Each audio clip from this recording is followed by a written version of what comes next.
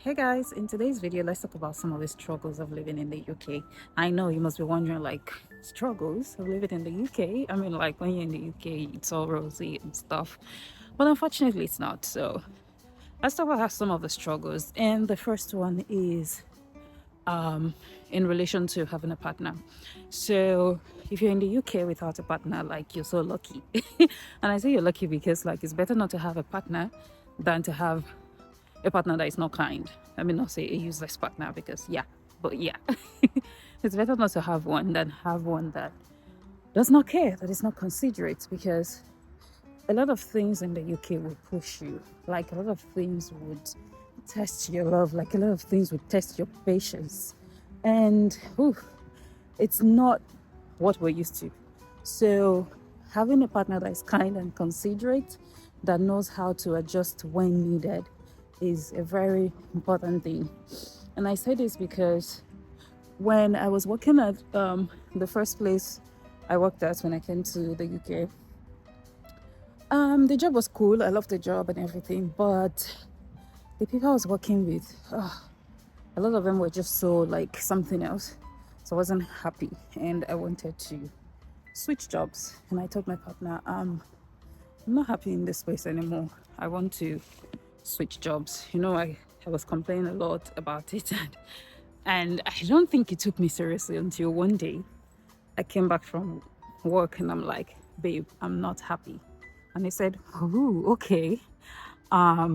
Where's your CV? Let's work on this. Let's get you something else. And I brought out my CV. He adjusted it. He did what he had to do, rearranged and redesigned the whole thing. And I started searching for jobs.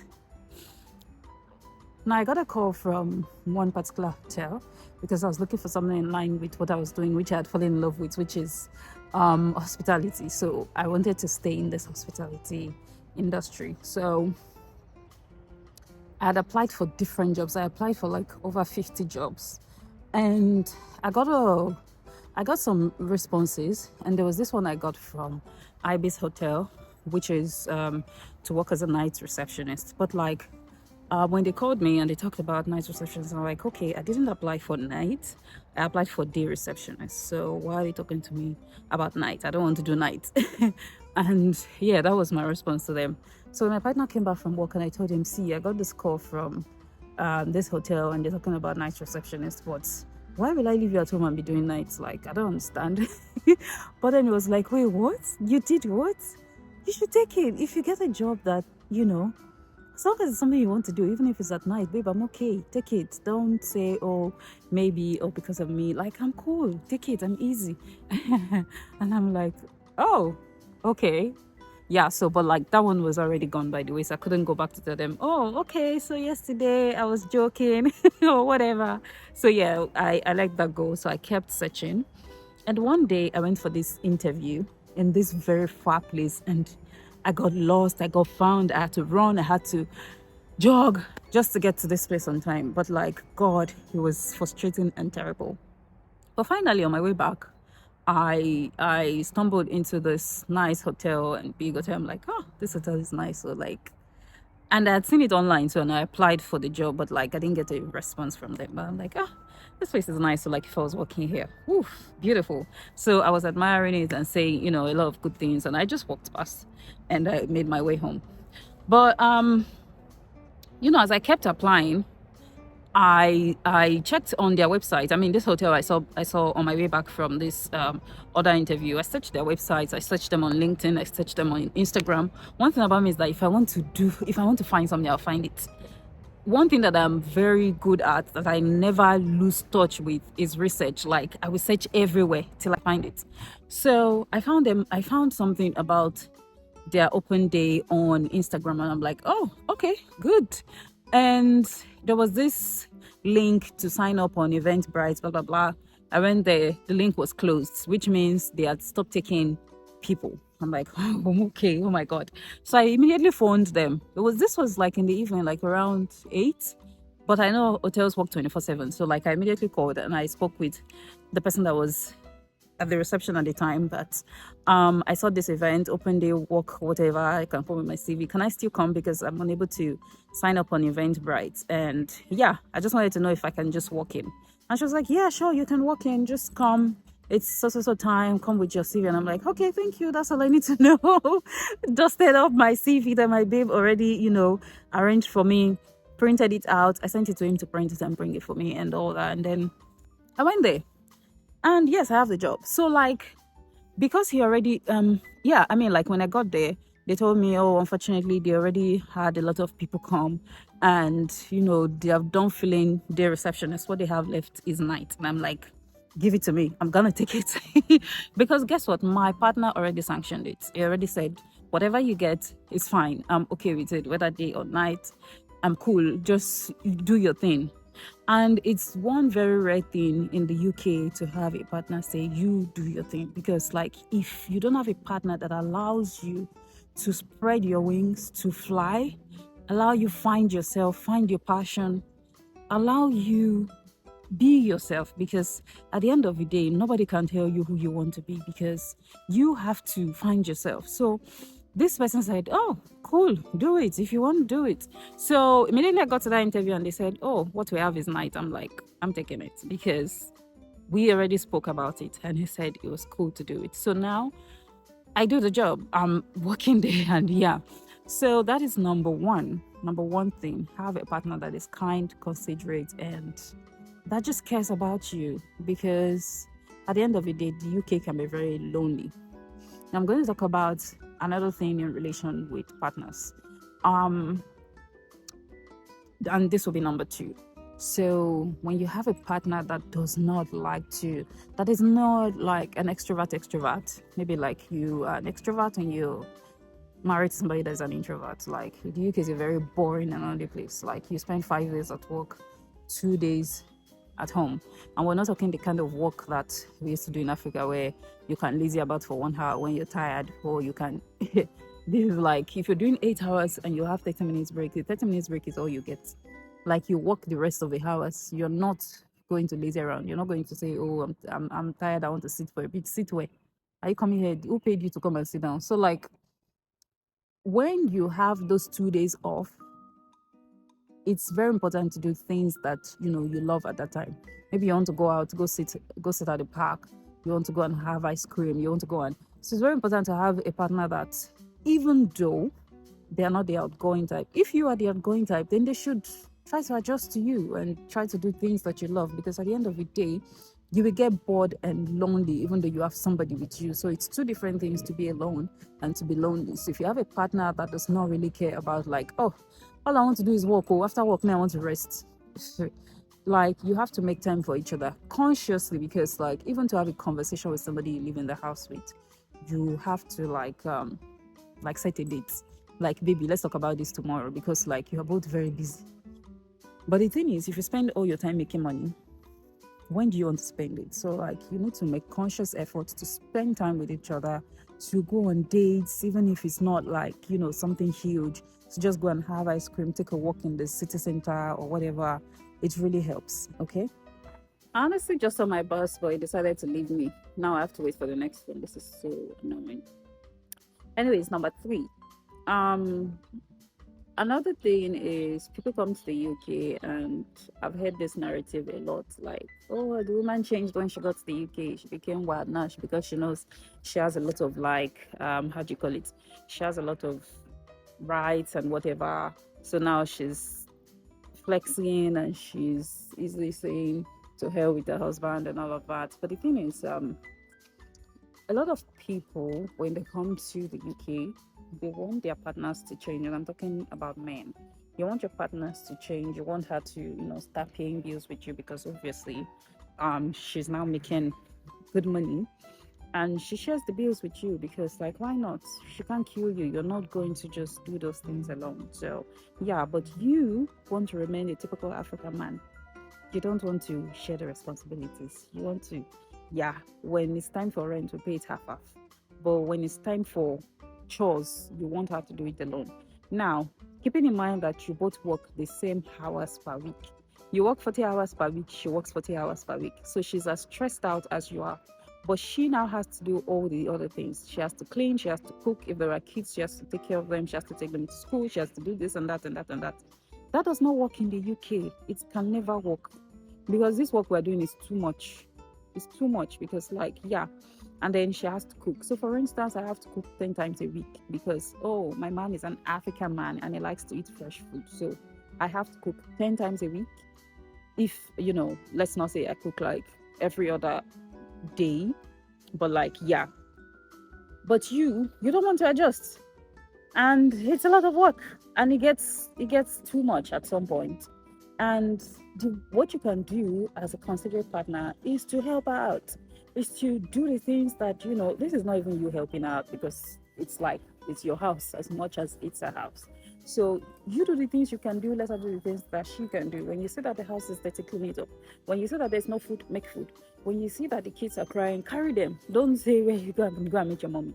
It does not work like that in the UK. If your partner is working day and you're working night, it even helps both of you because you can share the responsibilities. When she's not there, there are things you can do. When you are not there, there are things that she can do. And, make it work. But like, the UK is not a place that you'll be a typical African man.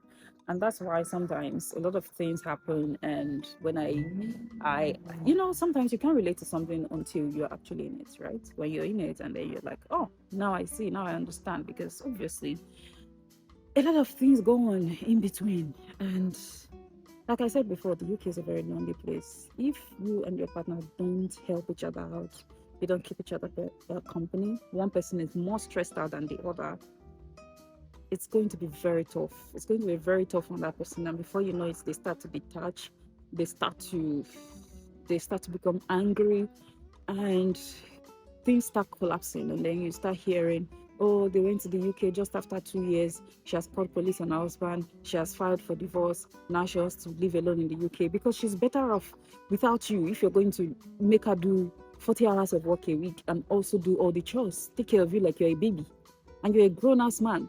So, like, yeah, those are some of the struggles. And this is some of the number one thing that leads to Africans divorcing a lot when they get to the UK. Facts. Because nobody's going to be slaving away after doing 40 hours of work. You know, if you work, it cannot happen. So, yeah, that is another struggle. Another struggle of living in the UK is loneliness. The UK can get very lonely. Of course, now you have your partner, so you can like hang out together. But sometimes you want other people, like maybe you want to have a friend, you want to have like, your sister is around, you can just say, oh, babe, I'm coming to your place. Or you have a friend, you can just say, let's go and, do something today. The UK is so busy. Like, it's like people here live to work. When you're just breathing to work because everything is work. Your life is all around work. So if you want to do anything, you have to first look at your calendar. Like, wait, oh, am I free this day? Can I do this day? Because like work comes first. So it's not like in Africa where I can say, oh, I'm going to Busia, I want to go and spend some time with my in-laws, or my sister-in-law is coming to spend some time with me, or my sister is coming to spend some time with me, or oh, I want to go and see my daddy, I want to go and see my mommy. All those ones is not here, except if, you're lucky to have your family here and in the same city. In fact, I'll say in the same neighborhood because like it's so hard. You have to both plan. Okay, now we're living together. It's even hard to have a conversation because, like, we have to say, okay, you know what? Me, I'm coming home in the morning. You are going to work. So, like, we have to say, okay, let's meet on Saturday to talk about this and that and that. So, imagine somebody that you don't actually live with. You have to, make a date with them. They have to check their calendar. You have to check yours, and you have to make it work somehow. Aside that, it's not gonna work. So the UK gets very lonely, very boring. Yes, you make money, but if you're not conscious, you would just, all you do is work, work, work, week in, week out. You wouldn't spend that money on yourself. You wouldn't spend that money to relax. You wouldn't have time to take care of yourself or do anything else. So yeah, the UK gets like that. Another struggle of living in the UK is rent. Like, we're trying to get a place and it feels like we're looking for work. It feels like we're trying to gain employment. Like, it's just a lot of rules, a lot of things, a lot of questions, a lot of searching and going for viewing and all of that, and still nothing is forthcoming. And I'm like, what is going on? Even when you have your money, somebody has to approve, a landlord has to approve that, okay, he wants you in the house or he doesn't want you in the house. Like, are you kidding me? In Africa, all you have to do is bring out some money and you have a house. So why am I offering you money and I still don't have the house? Because like it's a lot of process, a lot of things go into, a lot of background checks that they have to do. They'll ask for your rights to work, rights to rent, where do you work, what do you do, are you like a lot of things. And the last one we even went to fill out application for was asking if we can provide a guarantor for what? I'm working full time, my partner is working full time, we're making money, so why do we need somebody to guarantee, to stand for us as a guarantor? We don't need that. If you want to give us house, give us house. If you're not giving us, just keep searching. So like that's another struggle of living in the UK, and rent is really so expensive. So if, for instance, you're making 2,000 a month, you're spending 1,000 on rent. Fact. It's either, okay, fine, you have a partner, so you're sharing it half-half, so like you can. But when you calculate how much you spend in a year on rent, even if you're paying as little as 1,000, in a year you spend 12,000 on rent.